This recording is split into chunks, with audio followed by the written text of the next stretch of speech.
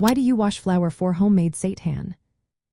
Imagine turning simple wheat flour into a meat substitute that's high in protein and full of flavor.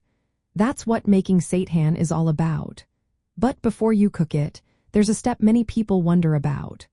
Why do you wash flour for homemade seitan? Well, it all comes down to how wheat flour is made and what makes seitan so special. When you mix flour with water and knead it into a dough, you're creating a mixture of gluten, starch, and other components. Gluten is the protein that gives seitan its chewy, meat-like texture. The starch and other parts are softer and less desirable in the final product. Washing the dough in water helps separate these parts. You knead the dough in cold water, then rinse and knead again and again. The cloudy, milky water that comes out is full of starch. You keep washing until the water runs mostly clear, leaving behind a sticky, elastic mass of gluten.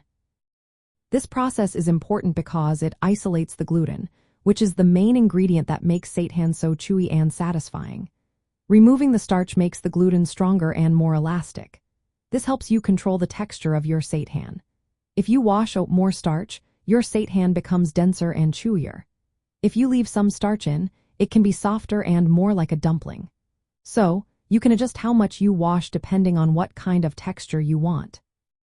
Washing also boosts the protein content of your seitan.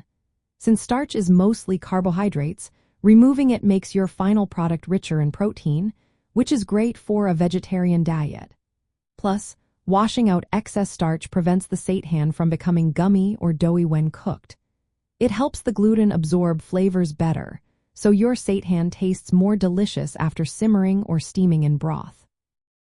Another cool thing about washing flour is that the starch water you discard can be saved and used in other recipes. It's starchy and milky, perfect for thickening sauces, making noodles, or even vegan bacon. This way, you're using every part of the process, making it more resource efficient.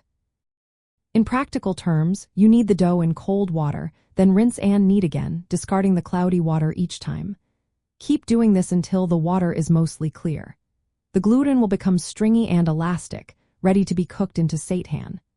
After washing, you let the gluten rest briefly, then simmer or steam it in broth. This creates a tasty, high-protein meat alternative that fits perfectly into a vegetarian diet. So, washing flour for homemade seitan is all about isolating the gluten, controlling the texture, boosting protein, and improving flavor absorption.